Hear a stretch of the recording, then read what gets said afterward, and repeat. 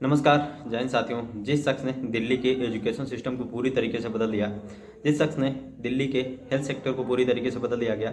आज स्थिति ये बनी है कि भ्रष्टाचार जैसे मामलों में उनको जेल जाना पड़ा है, या उनको कहें कि पॉलिटिकली शायद ये सारे मोटिवेटेड हो सकते हैं। क्योंकि जिस हिसाब से चुनाव के पहले विपक्ष के अधिकतर से अधिकतर नेता जो है जेलों में जा रहे हैं, ये कहीं ना कहीं अब थोड़ा सा संशय पैदा करता है कि आखिर इस बार के चुनाव में 2024 के लोकसभा चुनाव में आखिर विपक्ष की भूमिका में कौन होगा। अगर सरकार चाहती है कि चुनाव हो ही ना, या विपक्ष में बैठे लोग सत्ता में आए ही ना,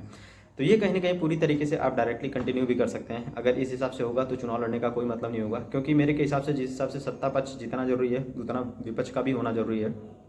अगर विपक्ष ही नहीं रहेगा तो सरकार से सही मुद्दों पे प्रश्न कौन करेगा, सही मुद्दों से बहस कौन करेगा, सही मुद्दों पे बातचीत कौन करेगा। इन सब चीज़ों की जो है बिना चिंता के हुए मैं देख रहा हूँ लगातार जो है सरकार कहीं ना कहीं विपक्ष के बड़े बड़े नेताओं को जो है दबाने या कुचलने की कोशिश करने में लगी हुई है। और उसके बाद से जो कई और पार्टी के नेता हैं जो भ्रष्टाचार जैसे मामलों में, ऐसा नहीं कि भारतीय जनता पार्टी में नहीं है या कांग्रेस में नहीं है या आम आदमी पार्टी में है, मैं भ्रष्टाचारी हैं तो जो है सारी की सारी पार्टियाँ हैं आज के टाइम में, लेकिन केवल और केवल विपक्ष के नेताओं पर कार्रवाई करना ये पूरी तरीके से कहीं ना कहीं सस्पेंस पैदा करता है। और ये सारी चीज़ें बिल्कुल भी शोभा नहीं देती हैं कि आखिर इतने बड़े मात्रा में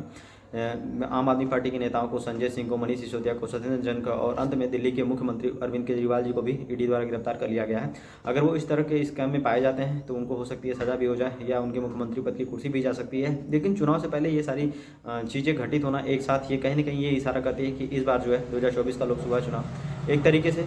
पब्लिक या कहें विपक्ष को हाईजैक करके किया जाएगा और पूरी तरीके से मतलब चुनाव एक तरफा होने वाला है। क्योंकि रीजन भी यही है, जब विपक्ष भूमिका में होगा ही नहीं या विपक्ष के लोग सत्ता पक्ष में या अपनी जो रमजाइश लगाएंगे नहीं, तो आखिर चुनाव में जीत कैसे होगी या चुनाव में विपक्ष कहाँ से आएगा। तो ये कहीं ना कहीं थोड़ा सा सस्पेंस पैदा करता है कि आखिर चुनाव में विपक्ष को हटाने की कोशिश क्यों की जा रही है और कार्रवाई केवल और केवल विपक्ष के नेताओं पे ही क्यों हो रही है। जो नेता उनके समर्थन में आ जा रहे हैं उनके ऊपर कार्रवाई बंद हो जा रही है। तो ये सारी चीज़ें कहीं ना कहीं थोड़ा सा प्रश्न उठाती हैं कि आखिर सरकार विपक्ष पे ही कार्रवाई क्यों कर रही है। आपके हिसाब से ये सारी चीज़ें पॉलिटिकली मोटिवेटेड है? कमेंट सेक्शन में जरूर बताएं।